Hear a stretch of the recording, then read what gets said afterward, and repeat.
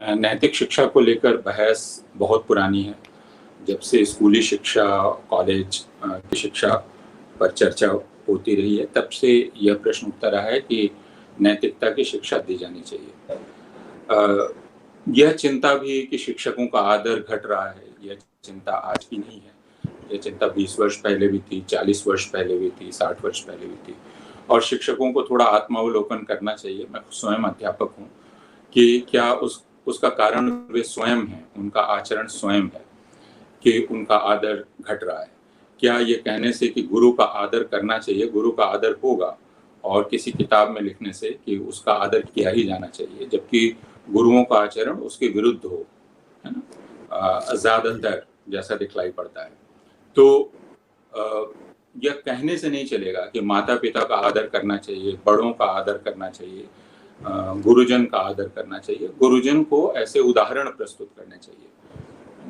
तो अगर इस देश के नेता लगातार झूठ बोलते हों, आप किताब में लिखें कि सत्य बोलना चाहिए, है ना?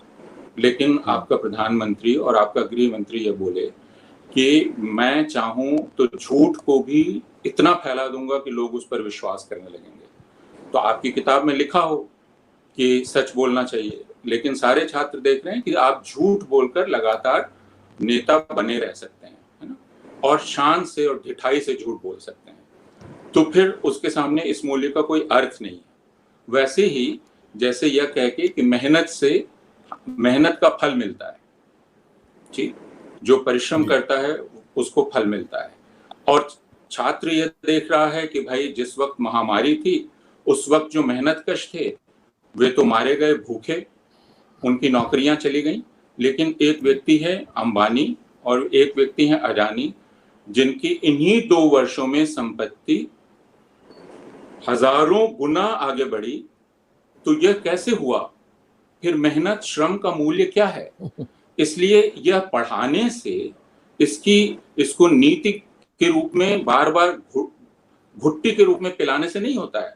समाज में इन मूल्यों को आचरण से स्थापित करने से होता है।